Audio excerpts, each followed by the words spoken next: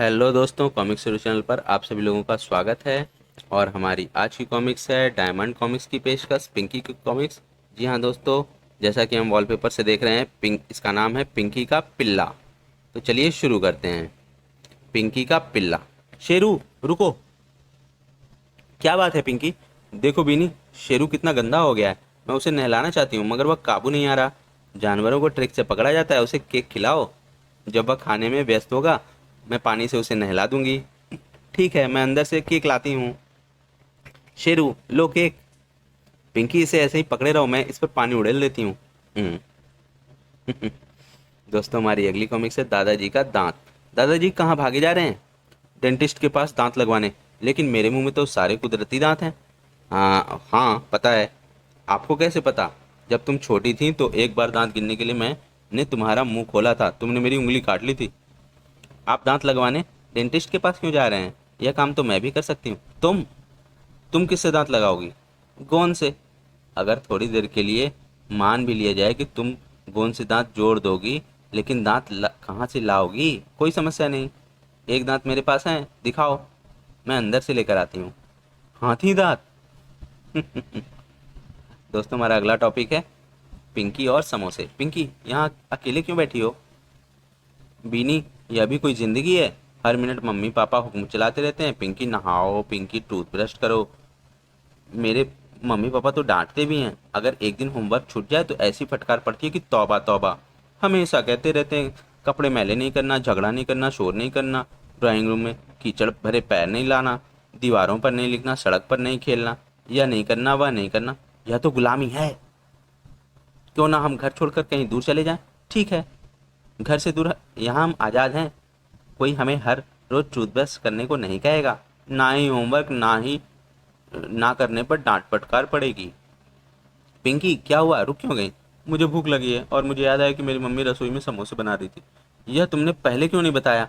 हमें वापस जाना पड़ेगा। मम्मी, बड़े जोर की भूख लगी है। हाथ धोकर टेबल पर बैठो। जिस घर में इतने जायकेदार समोसे बने उसे छोड़कर जाना मूर्खता है। अब आई असली बात इन लोग समझ में। दोस्तों, हमारा अगला टॉपिक है वाह रे फोन। पापा जी, सवेरे से आप किसका इंतजार कर रहे हैं? पिंकी, मेरे बॉस का टेलीफोन आना है। पिछले 8 घंटों से मैं कहीं नहीं गया कि कहीं पीछे से बॉस का टेलीफोन ना आ जाए। लो आ गया आपका फोन। ट्रिन ट्रिन। हेलो। रॉन्ग नंबर था। लगता है आज बॉस का फोन नहीं आएगा। मैं गली के नुक्कड़ से पान खाकर आता हूँ। ट्रिन ट्रिन। हेलो। पापा जी, जब आप पान खाने गए थे तब पीछे से आपके बॉस का फोन आया था। दोस्तों, हमारा अगला टॉपिक है वह जमाना यह जमाना। दादाजी, क्या एक सवाल पूछूं? गणित का? नहीं, आपके बारे में पूछना चाहती हूँ। पूछो। क्या आप हमेशा से ऐसे ही थे? अरे नहीं, मैं भी एक दिन तुम्हारी तरह बच्चा था। वे दिन भी क्या दिन थे। सस्ता जमाना था। 1 रुपए के 2 सेर बादाम आते थे। हम उन्हें मूंगफली की तरह खाते थे। उस जमाने में देसी घी 1 रुपए का, अच्छे से अच्छे बंगले का किराया रुपए में। गेहूं उस जमाने में 2 रुपए मन। 2 घोड़े की बोस की 1.5 आने गज। बर्फी 8 आने सेर। और अंगूर 4 आने सेर। आजकल ये चीज़ें इतनी महंगी हो गई हैं कि वापस करना, हासिल करना मुश्किल हो गया है। दादाजी, उस जमाने में ट्रांजिस्टर कितने का था? ट्रांजिस्टर होता ही नहीं था। Colour television? अरे कलर तो दूर, उस जमाने में ब्लैक एंड वाइट टीवी भी नहीं होता था। और वीडियो, वह भी नहीं होता था। तो बताइए, वह जमाना अच्छा था या यह जमाना? दोस्तों, हमारी अगला टॉपिक है आंटी का फ़ोन नंबर। 33164793 33164793 33164793। चंपू, यह क्या पहाड़ा याद कर रहे हो? नहीं, यह टेलीफोन नंबर है 331647। किसका नंबर? आंटी सुधी मल्होत्रा का। मम्मी ने उनको पब्लिक बूथ से टेलीफोन करने को कहा है। रास्ते में कहीं भूल ना जाऊं इसलिए नंबर याद करता जा रहा था। तुम्हारी मम्मी ने क्या कहना है? मम्मी ने यह कहा है कि वह आंटी सुधी मल्होत्रा की बर्थडे पार्टी में ना जा सकेंगी। यही मैं टेलीफोन पर कहने जा रहा था। बर्थडे पार्टी कब है? आज शाम को। पर तुम्हारी मम्मी क्यों नहीं चली जाती? बर्थडे पार्टी में केक, मिठाइयाँ और कोल्ड ड्रिंक्स मिलेंगे। क्यों? क्योंकि मम्मी बीमार हैं। तब खड़े क्यों हैं? जल्दी से जाकर फ़ोन करो। जाता हूँ। कहाँ चल दिए? वापस घर, मैं टेलीफोन नंबर भूल गया। दोस्तों, हमारा अगला टॉपिक है नानी का उधार। पिंकी, कहाँ जा रही हो? नानी के पास। नानी, क्या ढूंढ रही हो? अपना चश्मा। कहाँ रखा था तुमने वह चश्मा? यही तो याद नहीं आ रहा। बुढ़ापे में सब कुछ भूलने लगी हूँ, याददाश्त कम होती जा रही है। तुम्हारा चश्मा तो इस तकिए के नीचे रखा है, शायद तुम इसे यहाँ रखकर भूल गई थी। धन्यवाद पिंकी। नानी आइसक्रीम खानी है, 5 रुपए उधार दे दो ना। लो, लेकिन यह बताओ तुम हमेशा मुझसे ही क्यों उधार मांगती हो, किसी दूसरे से क्यों नहीं मांगती? दूसरे लोगों की याददाश्त बड़ी तेज है, वे भूलने नहीं लगे हैं। ये सही दिमाग लगाया। दोस्तों, हमारा अगला टॉपिक है दादाजी का चश्मा। पिंकी आओ कोई खेल खेले। कौन सा खेल डिप्पी? कैरम कैसा रहेगा? लेकिन हमारे पास कैरम बोर्ड नहीं है। चोर सिपाही? ना बाबा, ना मुझे चोर बनना है ना सिपाही। तो फिर टीचर स्टूडेंट बनते हैं। मेरे पास किताब भी है, तुम टीचर बन जाओ और मैं स्टूडेंट। लेकिन टीचर के पास छड़ी भी तो होती है, ताकि जब स्टूडेंट शरारत करे तो उसकी खबर ले सके। छड़ी यह मिल गई। क्या अब मैं टीचर लगती हूँ? Yes madam. अभी एक कमी रह गई है, मेरे स्कूल की टीचर चश्मा लगाती है, मुझे भी पूरी टीचर बनने के लिए चश्मा लगाना चाहिए। थोड़ी देर के लिए दादाजी का चश्मा ले आती हूँ। दादाजी सो रहे हैं, मैं इनका चश्मा ले लेती हूँ। इनकी जागने से पहले चश्मे को लाकर यहीं रख दूंगी, दादाजी को क्या पता चलेगा। डिप्पी कहो अब मैं कैसी लगती हूँ? एकदम टीचर। मैडम अब किताब खोलकर पाठ पढ़ाओ। ओह, यह गिर गया। कड़ाक। चश्मे की कमानी टूट गई। दादाजी को जब यह पता चलेगा तो मारेंगे। उन्हें यह चश्मा सारी चीज़ों से प्रिय है। पिंकी, हमारे घर अलमारी में शरेस रखी है, उससे कमानी को जोड़कर तुम दादाजी के जागने से पहले चश्मा रख देना। आओ हमारे घर। एक समस्या खड़ी हो गई है। जिस अलमारी में सरेस की रखी है उसमें ताला लगा है और ताले की चाबी मेरे नाना जी की जेब में है, और नाना जी अभी सो रहे हैं। पता नहीं ये दादे और नाने इतना क्यों सोते हैं। डिप्पी, तुम धीरे से नाना जी की जेब से चाबी निकाल लो। उनकी कमीज की दाई जेब तरफ है, जो कि नीचे दबी हुई है। अगर कबूतर के इस पंख को नाना जी के कान में डाला जाए तो उन्हें खुजली होगी और वह करवट बदलेंगे। मेरी तरकीब कारगर सिद्ध हुई। नाना जी ने करवट बदली, जेब ऊपर आ गई। शिश, चाबी हाथ में आ गई है। आओ अलमारी खोलें। ओह, टिन टिन टिन। चाबी हाथ से छूटकर गटर में जा गिरी। मैं हाथ डालकर चाबी निकालती हूँ। ओह, मेंढक। मेंढक चला गया। अब मैं गटर में हाथ नहीं डालूंगी। मैं अंदर से सड़सी लाती हूँ, या नीचे अंदर तक गटर में चली जाएगी और इससे पकड़कर चाबी बाहर खींच लूंगी। क्या तुम्हारी सड़सी ने चाबी पकड़ी? सड़सी ही हाथ से छूटकर गटर में गायब हो गई है। अब दो चीजें, चाबी और सड़सी हाथ से गई। अगर जागने से पहले मैंने नाना जी की जेब में चाबी नहीं डाली तो मेरी खूब डट कर पिटाई होगी। उधर दादाजी मुझ पर बरसेंगे। अरे लड़कियों, रोकर सारा मोहल्ला सिर पर क्यों उठा रखा है? हमारी ताली और सड़सी गटर में गिर गई हैं। मैं गटर की सफाई करने आया हूँ। क्या हमारी ताली बाहर निकाल दोगे? जो कुछ गटर में होगा सब बाहर आ जाएगा। लो संभालो। हमारी ताली थी, ताला नहीं। और लो। हाँ, यही है हमारी चीजें। ताली मिल गई। पिंकी आओ, मैं मेरे साथ। अब अलमारी भी खुल जाएगी। यह लो सरेस। मैंने दादाजी का चश्मा जोड़ दिया है, सरेस रख दो और ताली नाना जी के जेब में डाल दो। दादाजी नींद से उठते ही किताब पढ़ते हैं। यदि उन्हें चश्मा ना मिला तो हमारे गुस्से के बाद तूफान खड़ा कर देंगे। दादाजी आप जाग गए? मैंने आपका चश्मा थोड़ी देर के लिए ले लिया था। मेरे चश्मे का नंबर बदल गया है, इसलिए मुझे अब नया चश्मा लग गया है, पुराने की जरूरत नहीं। खामखा इतनी परेशानी उठे। दोस्तों, हमारी अगली कॉमिक्स है आमों का नगर। भिखू, यह पौधा किसका है? यह किसका पौधा है? आम का। जब यह पौधा बढ़कर पेड़ बन जाएगा तो इसमें खूब फल लगेंगे। क्या सारे आम तुम अकेले ही खाओगे? नहीं, मैं इस पेड़ के आम लोगों में बांट दूंगा, पर आमों की गुठलियां इकट्ठी कर लूंगा। गुठलियां क्यों? क्योंकि कहते हैं आम के आम गुठलियों के दाम। पिंकी, मेरी योजना एक आम नगर बसाने की है। पेड़ के आमों की सैकड़ों गुठलियों को मैं जमीन में बो दूंगा, उनसे सैकड़ों पेड़ बन जाएंगे जिन पर लाखों आम लगेंगे। उन लाखों आमों की गुठलियों को फिर से बो दिया जाएगा। एक दिन ऐसा आएगा जब सारे शहर में आम के पेड़ ही दिखाई देंगे। कोई आम नहीं खरीदेगा, बस पेड़ से आम तोड़ो और खाओ। कहो कैसा लगा मेरा आम नगर? लगता है वह नगर उजड़ गया है। कैसे? बकरी तुम्हारा पौधा चट कर गई है। दोस्तों, हमारा अगला टॉपिक है क्या बनोगे। चंपू, तुम बड़े होकर क्या बनोगे? IAS officer. उसके लिए तो तुम्हें कड़ी मेहनत करनी पड़ेगी, जबकि पढ़ने से तुम हमेशा कतराते हो। तो फिर मैं डॉक्टर बन जाऊंगा। उसके लिए तो मेडिकल कॉलेज में एडमिशन पाना ही टेढ़ी खीर है, 95% नंबर लाने पड़ते हैं। चलो मैं बड़ा होकर इंजीनियर बन जाऊंगा। वह क्या कम मुश्किल है? इंजीनियरिंग में पास होने के लिए एडमिशन टेस्ट में निकल पाना एवरेस्ट फतह करने से भी ज़्यादा टेढ़ा है। अरे यार पिंकी, तो फिर मैं बड़ा होकर कॉलेज का प्रोफेसर बन जाऊं क्या? अरे तुम किसी को क्या पढ़ाओगे, तुम खुद किताबों से कोसों दूर भागते हो।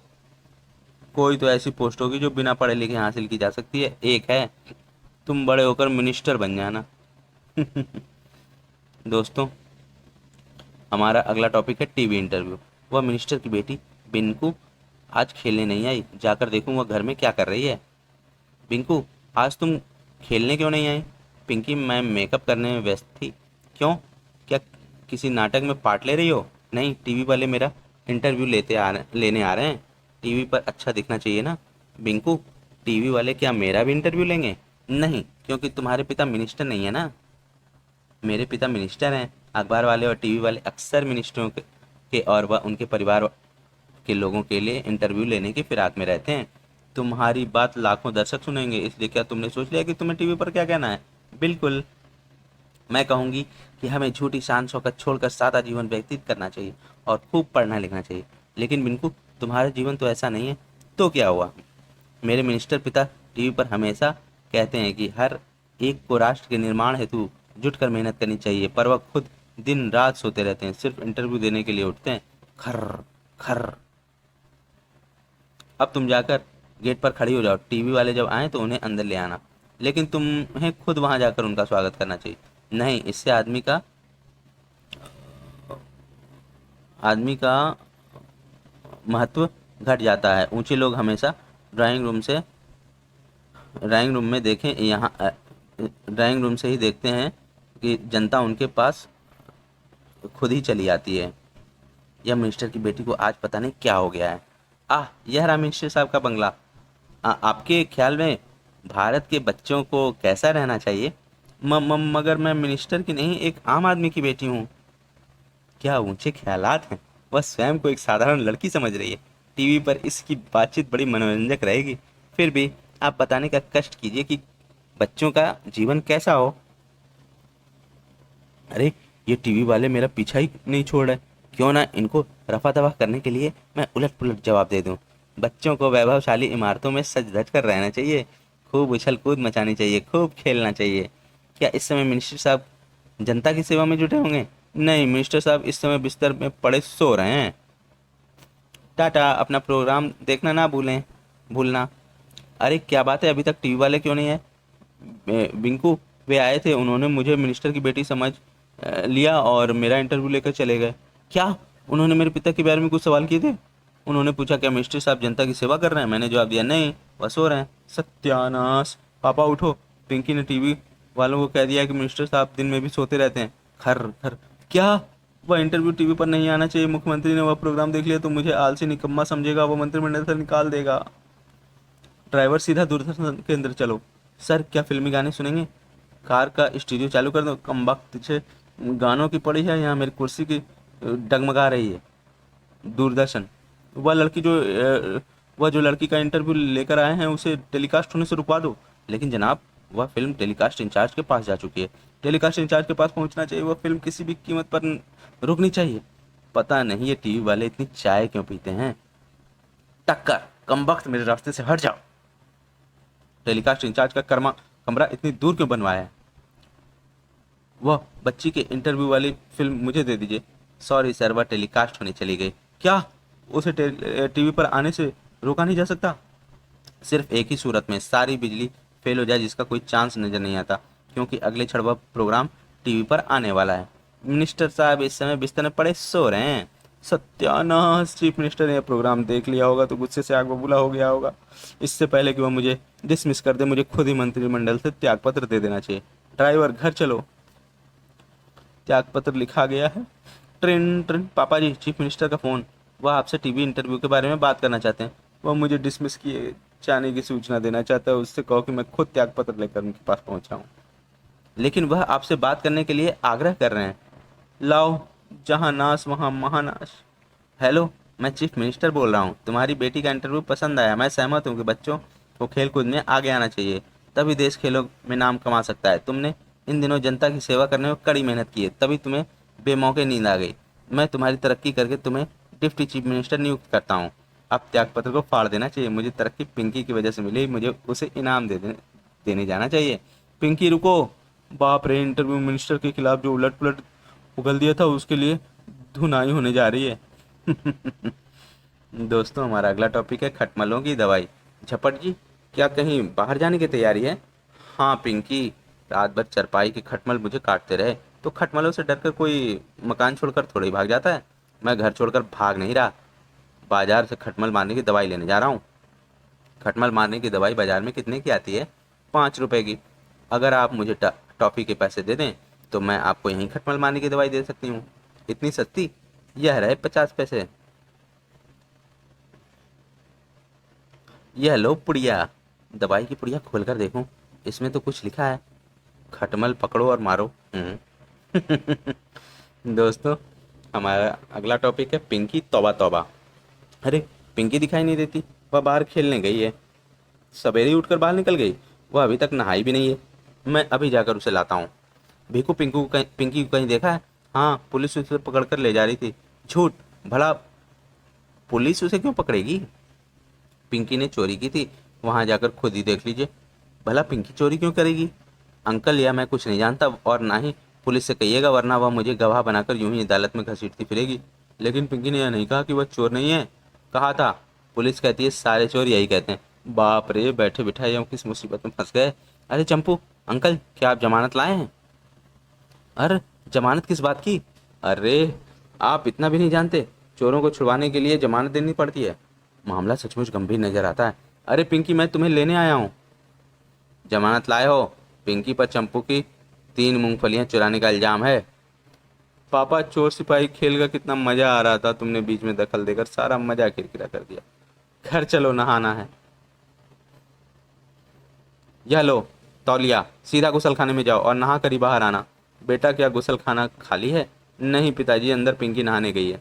कोई बात नहीं, मैं उसके आने तक इंतजार करता हूँ। खटखट। अरे पिंकी, घंटा भर हो गया, बाहर निकलो, मुझे नहाना है। पता नहीं क्यों शोर मचाए जा रहे हैं, चैन से नहाने भी नहीं देते। मुझे नहाकर दफ्तर पेंशन लेने जाना है। अगर पिंकी गुसल खाने से ना निकली तो आज पेंशन रह जाएगा। पिंकी तो जल्दी निकलने वाली नहीं। या तो आप बाहर कुएं पर नहाइए या फिर आज पेंशन छोड़ दीजिए। पेंशन तो मैं हमेशा पहली को ही लेता हूँ। कुएं पर नहाना मंजूर है। चलो, नहाने का काम भी पूरा हुआ। काफ़ी दिनों बाद नहाई हूँ, तब बढ़िया फ्रॉक पहननी चाहिए। मम्मी की ड्रेसिंग टेबल बड़े काम की चीज़ है, मेकअप का सारा सामान मिल जाता है। अब जरा चित्रकला कर ली जाए, शायद बड़ी होकर मैं इसी कला में नाम कमाऊँ। मम्मी देखो, यह चित्र मैंने बनाया। वाह, कितने चटक भरे रंग भरे हैं। तुम होनहार कलाकार हो। असली कारीगरी तो आपकी लिपस्टिक की है। मैंने उन्हीं से इस चित्र में रंग भरे हैं। पिंकी, मेरी आंखों से दूर हो जाओ। आज गप्पे मारने के लिए किसके यहाँ जाया जाए? सुनती हो जी, मुझे डॉक्टर के पास इंजेक्शन लगाने जाना है। अरे भगवान, आज का दिन कितना सुहावना है। थोड़ी देर बैठो, डॉक्टर के पास बाद में जाना। चपट जी नमस्ते। मर गए। पिंकी, अच्छे बच्चे अपने घर में ही रहते हैं। वहाँ मम्मी कहती है मेरी आंखों से दूर हो जा, तो उसने अपनी मुसीबत हम पर टाल दी। तो अनुपमा आंटी के यहाँ क्यों नहीं चली जाती? उनके यहाँ खेलने को तुम्हें खूब खिलौने भी मिलेंगे। अनुपमा आंटी बेंगलोर गई हैं, उनके घर पर ताला लगा है। तो फिर कपूर अंकल के यहाँ चली जाओ। कपूर अंकल मुझे आता देखकर जल्दी से दरवाज़ा बंद कर लेते हैं। सुनो जी, मैं तो डॉक्टर से इंजेक्शन लगवाने जाती हूँ, तब तक तुम पिंकी के साथ रहो। इंजेक्शन मैं लगवाता हूँ, पिंकी के साथ तुम रहो। बहुत बड़ी मुसीबत है भाई पिंकी तो। दोस्तों, हमारी ये कॉमिक्स यहीं पर समाप्त होती है। आपको ये कॉमिक्स कैसी लगी हमें कमेंट सेक्शन में ज़रूर बताएं, और अब मिलते हैं अगली कॉमिक्स में। तब तक के लिए धन्यवाद।